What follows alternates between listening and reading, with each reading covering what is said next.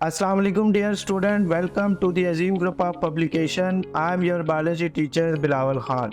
Student, in this lecture we are going to discuss the topic classification of carbohydrate. Carbohydrate को हम classify करते हैं into 3 groups, monosaccharide, oligosaccharide and polysaccharide. सबसे पहले हम देखते हैं monosaccharide and it's general characteristics. Monosaccharide हमारे पास सिंपल शुगर है, इसको हम हाइड्रोलाइज नहीं कर सकते into further simple units. They are sweet in taste and easily soluble in water. All monosaccharides are reducing sugar. They are crystalline in nature. Chemically they are either polyhydroxyaldehyde or ketone, means कि या उसमें aldehyde group लगा होगा या ketonic group लगा होगा। All the carbon atom in a monosaccharide except one have hydroxyl group. The sugar with aldehyde group is called aldo sugar, जिसमें हम एग्जाम्पल देखते हैं ग्लिसरल्डिहाइड। और ऐसा शुगर जिसमें कीटो ग्रुप लगा हुआ है तो उसको हम क्या कहते हैं, कीटो शुगर, जिसमें हम एग्जांपल देखते हैं डाईहाइड्रोक्सी एसीटोन। दोनों जो हमारे पास शुगर हैं ग्लिसरल्डिहाइड और डाईहाइड्रोक्सी एसीटोन, दोनों जो है वो ट्राइयोसिस है। ट्राइयोसिस मीन के जिसमें 3 कार्बन हैं और दोनों हमारे पास इंटरमीडिएट प्रोडक्ट हैं in respiration and photosynthesis. Classification of monosaccharide की अगर हम बात करें तो इसका जो जर्नल फार्मूला है वो है हमारे पास CnH2ON। They are classified on the basis of number of carbon. In nature monosaccharide हमारे पास जो पाए जाते हैं वो 3 to 7 carbon atom are found. They are called trioses, जिसमें 3 कार्बन होंगे, टेट्रोसिस जिसमें 4 कार्बन, पेंटोसिस जिसमें 5, हेक्सोसिस जिसमें 6 और हेप्टोसिस जिसमें 7 कार्बन होंगे।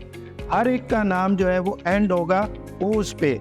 ओस का मतलब शुगर। अगर हम ये टेबल देखें और इस टेबल से हम हर एक मोनोसैकेराइड को समझें तो सबसे पहले जो है वो है हमारे पास ट्राइयोसिस, जिसका जर्नल फार्मूला हमारे पास क्या है C3H6O3। अगर हम इसमें एल्डो शुगर की बात करें तो वो है हमारे पास ग्लिसरल्डिहाइड, और अगर हम कीटो शुगर की बात करें तो वो है हमारे पास डाईहाइड्रोक्सी एसीटोन। फंक्शंस की अगर हम बात करें तो दोनों हमारे पास इंटरमीडिएट प्रोडक्ट हैं in photosynthesis and cellular respiration. Then उसके बाद हमारे पास टेट्रोसिस, अगर हम उसके जर्नल फार्मूला की बात करें तो C4H8 एंड O4। अगर हम एग्जाम्पल्स की बात करें तो एल्डोसिस में हमारे पास है अरिथ्रोज और कीटोसिस में हमारे पास है अरिथ्रोलोज। दोनों जो है वो हमारे पास क्या है, intermediate in bacterial photosynthesis. Then हमारे पास है पेंटोसिस। पेंटोसिस का जर्नल फार्मूला हमारे पास C5H10O5।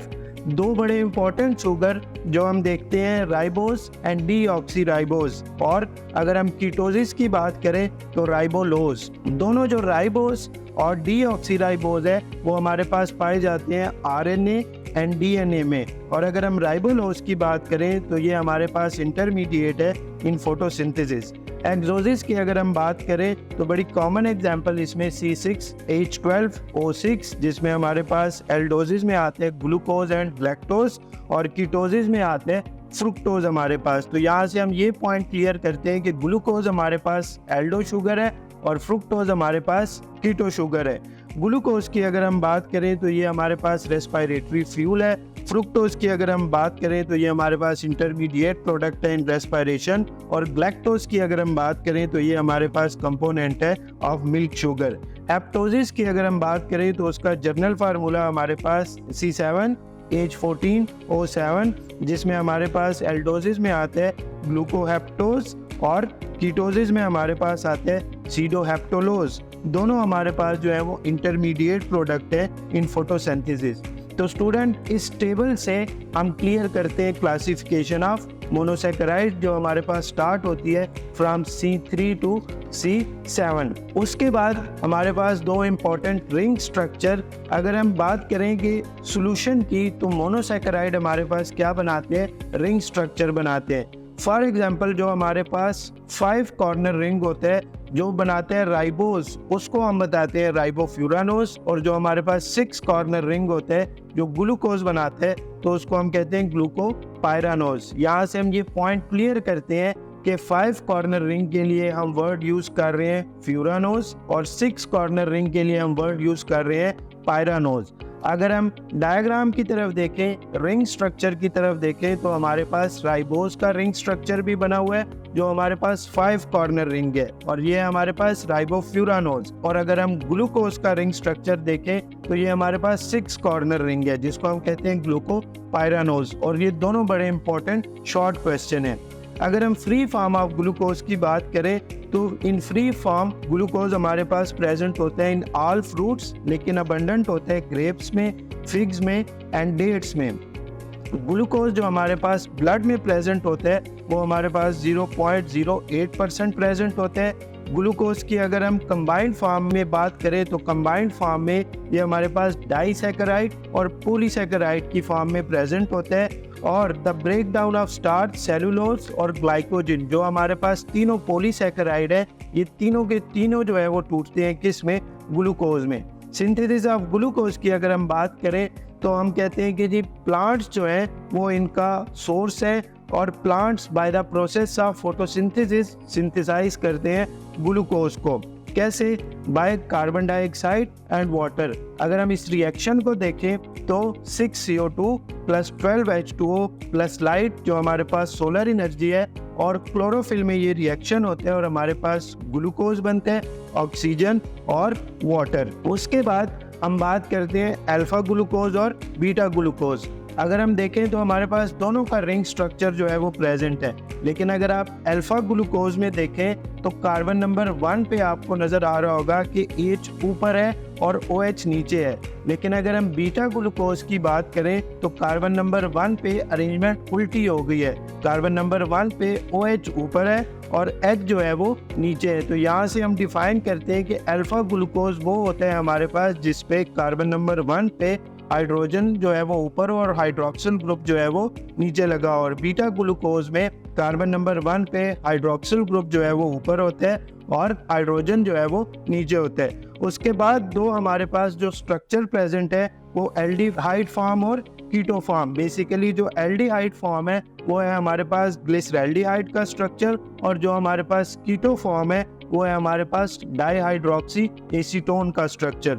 दोनों में जो हमारे पास नंबर ऑफ कार्बन है वो 3 है, लेकिन एक में एल्डिहाइड ग्रुप लगा हुआ है CHO और दूसरे में जो है वो कीटो ग्रुप लगा हुआ है जो आपको C डबल बॉन्ड O की फॉर्म में नजर आ रहा है। उसके बाद हमारे पास स्ट्रेट चेन स्ट्रक्चर बना हुआ है राइबोज का हमने रिंग स्ट्रक्चर की भी बात की, लेकिन वो रिंग स्ट्रक्चर कब बनता है? जब वो सोल्यूशन की फॉर्म में हो।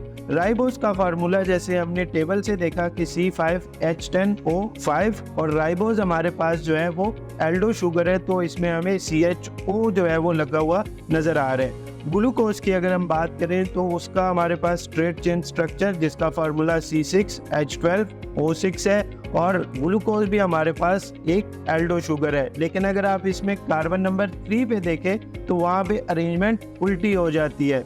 अगर कार्बन नंबर 3 पे आप देखें तो आपको पहले H नजर आएगा एंड देन OH, लेकिन अगर आप दूसरे कार्बन पे देखें तो उस पे पहले OH और फिर H लगा हुआ है। तो ये एक पॉइंट आपने याद रखना है कि कार्बन नंबर 3 पे ग्लूकोज में अरेंजमेंट उल्टी हो जाती है। उसके बाद अगर हम सोलर एनर्जी की बात करें तो अगर हमें 10 ग्राम ऑफ ग्लूकोज बनाना है तो उसके लिए जो हमें सोलर एनर्जी चाहिए वो 717.6 किलो कैलोरी जो है वो चाहिए। This stored chemical energy in the glucose molecule become available in all organism जब वो ऑक्सीडाइज होते हैं in the body। तो ये यहाँ तक कार्बोहाइड्रेट की पहली टाइप मोनोसैकेराइड और उसकी classification.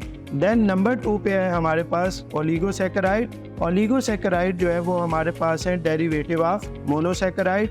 Hydrolysis of oligosaccharide yield 2 to 10 monosaccharide on the basis of the number of saccharide. Oligosaccharide को आगे अगर हम क्लासीफाई करें तो ये हमारे पास क्लासीफाई होते हैं into disaccharide, trisaccharide and टेट्रासैकेराइड।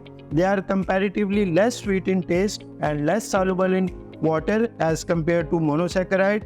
The covalent bond between two monosaccharide is called glycosidic bond. Some important disaccharide जो है वो हमारे पास maltose, sucrose और lactose है। General formula of all disaccharide are C12H22 O11. Some disaccharide including maltose and lactose are reducing sugar, while the sucrose is the only common non-reducing sugar. अगर हम यहाँ पे ये एक रिएक्शन देखें तो हमें दो एग्जाम्पल्स नजर आ रही हैं, बीटा ग्लैक्टोज और बीटा ग्लूकोज। ये दोनों आपस में कंबाइन करते हैं और हमारे पास एक बीटा 1,4 ग्लाइकोसिडिक लिंकेज बनता है और एक डाइसैकेराइड जिसका नाम है लैक्टोज वो हमारे पास बनते हैं और एक वाटर का मॉलिक्यूल जो है वो एक्सक्रीट होता है। अगर हम माल्टोज की बात करें तो ये कॉमनली अकर होते हैं in animals and in germinating seed. Lactose की अगर हम बात करें तो ये हमारे पास एक इम्पॉर्टेंट मिल्क शुगर है जो एक्सक्लूसिवली प्रेजेंट है मिल्क में। सुक्रोज की अगर हम बात करें तो ये हमारे पास नोन एज केन शुगर और मोस्ट अबंडेंट डाइसैकेराइड है इन नेचर। अगर हम माल्टोज की बात करें तो दो मोनोसैकेराइड ग्लूकोज प्लस ग्लूकोज ये आपस में मिलते हैं थ्रू ग्लाइकोसिडिक लिंकेज और वो माल्टोज बनाते हैं। अगर हम लैक्टोज की बात करें तो ग्लूकोज प्लस ग्लैक्टोज जैसे कि ऊपर हमने रिएक्शन में देखा, और अगर हम सुक्रोज की बात करें तो ग्लूकोज प्लस फ्रुक्टोज आपस में मिलते हैं और वो क्या बनाते हैं, सुक्रोज बनाते हैं। देन थर्ड पे है हमारे पास पॉलीसैकेराइड। तो पॉलीसैकेराइड के जर्नल कैरेक्टरिस्टिक्स, पॉलीसैकेराइड हमारे पास मोस्ट अबंडेंट कॉम्प्लेक्स और largest group of carbohydrate in nature. Upon hydrolysis, polysaccharide yield more than 10 monosaccharide. They are usually branched and tasteless. Polysaccharide have high molecular weight and are only sparingly soluble in water. Some common polysaccharide जो हमारे पास है starch, glycogen, cellulose, dextrin, agar, pectin and chitin। अगर हम यहाँ पे बात करें तो सबसे पहले हमारे पास है स्टार्च। स्टार्च की अक्रस की अगर हम बात करें तो पॉलीमर ऑफ ग्लूकोज है। स्टोरेज पॉलीसैकेराइड है in plant, it is mainly store in root, stem, seeds, fruits and tuber. और हमारे पास मेन सोर्स ऑफ कार्बोहाइड्रेट है फॉर एनिमल। हाइड्रोलिसिस की अगर हम बात करें तो यही स्टार्च की जब हाइड्रोलिसिस होती है तो ये ग्लूकोज में टूटता है। टाइप ऑफ स्टार्च की अगर हम बात करें तो हमारे पास टू टाइप ऑफ स्टार्चेज हैं, अमाइलोज एंड अमाइलोपैक्टिन। अमाइलोज जो है वो हमारे पास स्ट्रेट चेन स्ट्रक्चर है और सॉल्युबल है इन हॉट वाटर, जबकि अमाइलोपैक्टिन जो है वो तकरीबन 80 to 85% ऑफ द स्टार्च होते हैं जो हमारे पास कंसिस्ट है ब्रांच चेन में और insoluble in hot and cold water. दोनों का स्ट्रक्चर हमारे पास बना हुआ है। अगर आप अमाइलोज का स्ट्रक्चर देखें तो आपको एक ही स्ट्रेट चेन नजर आ रही होगी, लेकिन अगर आप अमाइलोपैक्टिन का स्ट्रक्चर देखें तो आपको अल्फा 1,6 पे एक ब्रांच नजर आ रही होगी और वहाँ पे फिर एक दूसरी ब्रांच चेन बन रही है। तो इस बेस पे हम कहते हैं कि अमाइलोपैक्टिन जो है वो हमारे पास क्या है, ब्रांच चेन स्ट्रक्चर है। आयोडीन टेस्ट की अगर हम बात करें तो स्टार्चेस जो है वो हमारे पास ब्लू कलर देते हैं विद आयोडीन। देन उसके बाद हमारे पास इंपॉर्टेंट अनदर पॉलीसैकेराइड जो है वो है ग्लाइकोजन। ग्लाइकोजन की अक्रस की अगर हम बात करें तो ये हमारे पास एनिमल स्टार्च है। Many fungi, bacteria and animal store their energy in the form of glycogen. In vertebrate, glycogen is stored chiefly in the liver and muscle. Solubility और आयोडीन टेस्ट की अगर हम बात करें तो ये insoluble है in water और ये हमारे पास रेड कलर देते हैं विद आयोडीन। हाइड्रोलिसिस की अगर हम बात करें तो ग्लाइकोजन भी हमारे पास रिलीज करते हैं glucose only. Cellulose then third पे हमारे पास इंपॉर्टेंट पॉलीसैकेराइड। सेलुलोज जो है वो हमारे पास मोस्ट इंपॉर्टेंट अबंडेंट कार्बोहाइड्रेट है ऑन अर्थ और ये हमारे पास एक इंपॉर्टेंट एमसीक्यूज भी है। कॉटन जो है वो हमारे पास प्योर फॉर्म ऑफ सेलुलोज है।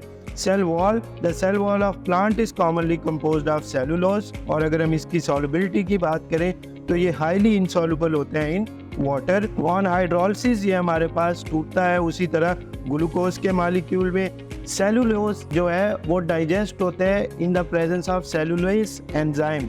ये सेलुलोज एंजाइम जो है वो ह्यूमन डाइजेस्टिव ट्रैक्ट में प्रेजेंट नहीं होता है। यही एक रीज़न है कि हम सेलुलोज को डाइजेस्ट नहीं कर सकते।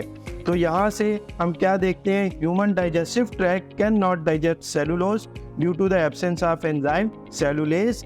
Some microorganism, for example bacteria, yeast and protozoa live in the digestive tract of herbivore और ये माइक्रो ऑर्गेनिज्म क्या करते हैं, सेलुलेज एंजाइम को स्क्रीट करते हैं जिसकी प्रेजेंस में फिर सेलुलोज डाइजेस्ट होता है of animal and स्क्रीट cellulase enzyme for the digestion of cellulose. अगर हम एंड पे फिर इसकी आयोडीन टेस्ट की बात करें तो सेलुलोज जो है वो हमारे पास कोई भी कलर नहीं देता है विद आयोडीन। अब ओवरऑल अगर हम टॉपिक की एक समरी देखें तो एंड पे आपको एक पूरा टेबल नजर आ रहा है और इस टेबल में जो है वो तीनों क्लासेस का मोनोसेकेराइड, ओलिगोसेकेराइड और पॉलीसेकेराइड के जनरल कैरेक्टरिस्टिक्स डिस्क्राइब किए हुए हैं और तीनों को डिफरेंशिएट किया हुआ है। तो पूरे टॉपिक की जो ओवरऑल समरी है वो हमें इस टेबल में बयान कर दी गई है और यही बातें हमने प्रीवियसली टॉपिक में डिस्कस भी की हैं कि तीनों क्लासेस ऑफ कार्बोहाइड्रेट के हमारे पास क्या क्या जनरल कैरेक्टरिस्टिक्स है। तो उम्मीद करता हूँ स्टूडेंट आपको ये लेक्चर क्लियर हो चुका होगा। मिलते हैं इंशाल्लाह नेक्स्ट लेक्चर में। अल्लाह हाफिज़।